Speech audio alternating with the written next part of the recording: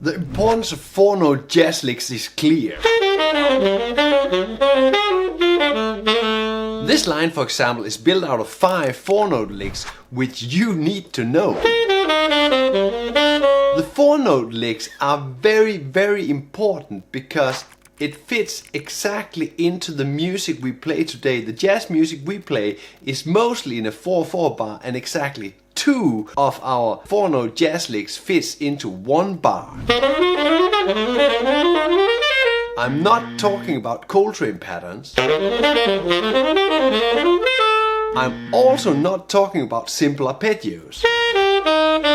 I'm talking about inversion of chords, chord note encirclings, triad inversions,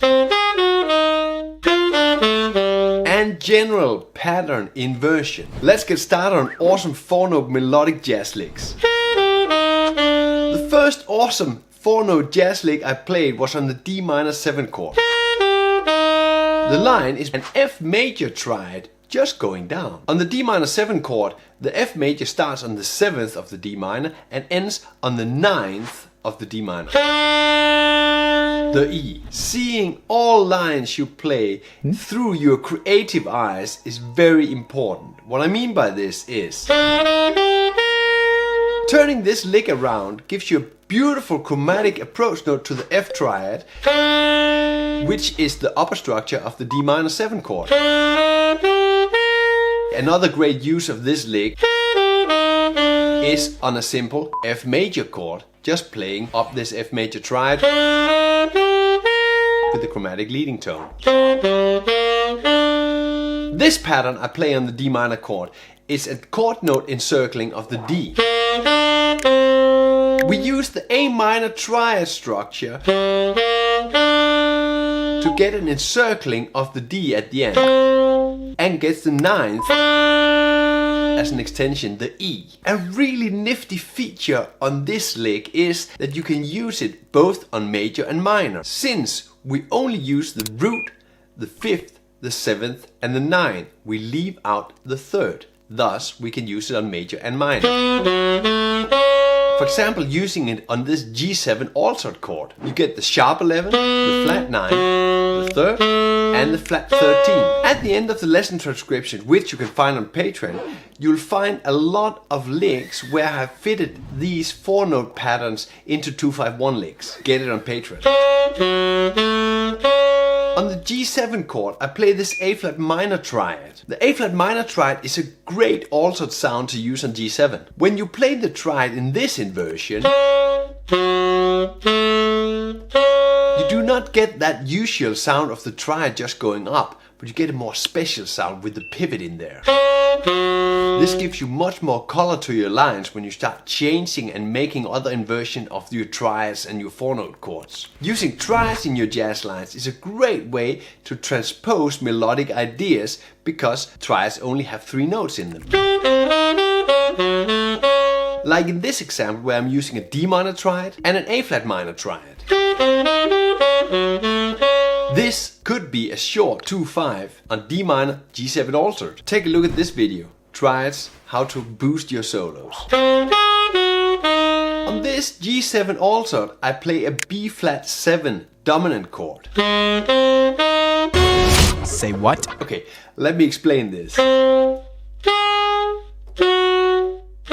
This G7 altered is using the flat 9 and the flat 10 as the altered sounds.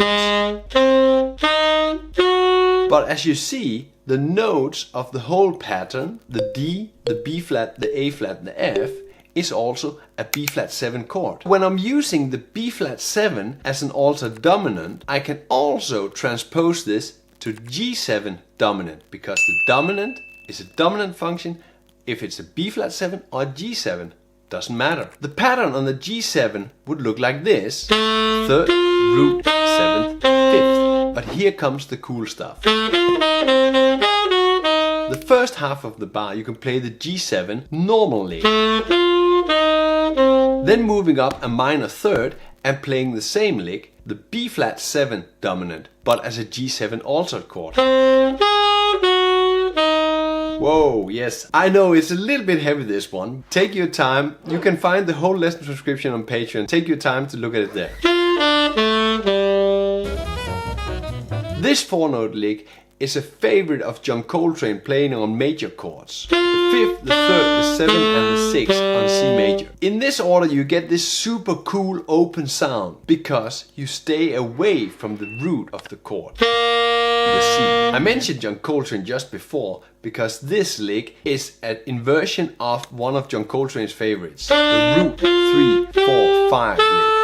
Or 1, 3, 4, 5 lick on the E minor 7 chord. And here we use the pattern as an upper structure of the C major chord. Remember the creative eyes. You can move this open sound and actually play this on a dominant chord. Here on the dominant to C, the G7, the root, the 13th, the 3rd and the 9th. So the analysis of the notes becomes slightly different. Remember the transposition of the dominant chord from earlier, moving in the 3rd step up?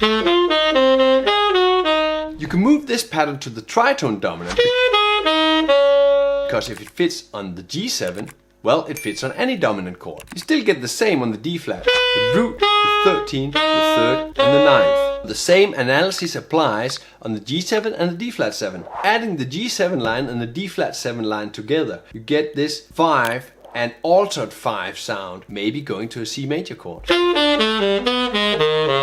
Going from inside playing on the G7 to outside playing on the D flat 7. I have added all these patterns into actual 2/5 lines, which you can download on my Patreon page together with this lesson transcription. All the licks are transposed into 7 of the most commonly used keys. All of the examples of the tutorial is of course transposed for tenor and alto key. Find all this material in the weekly update on Patreon, where I have uploaded all my lesson transcriptions. You get all the material in the first tier. Be sure to visit me on Patreon. Question to you: how do you remember music? Patterns or just sound? Are you using your music theory when practicing solos? Let me know in the comments below. Your support on Patreon makes me able to keep posting these tutorials onto YouTube. Check out the Patreon and all the good stuff. Any questions about this topic or any other saxophone topic, the comment section is there for you. Like and subscribe, yes, you know where to find it. Find all the links in the description below. Play music and have fun.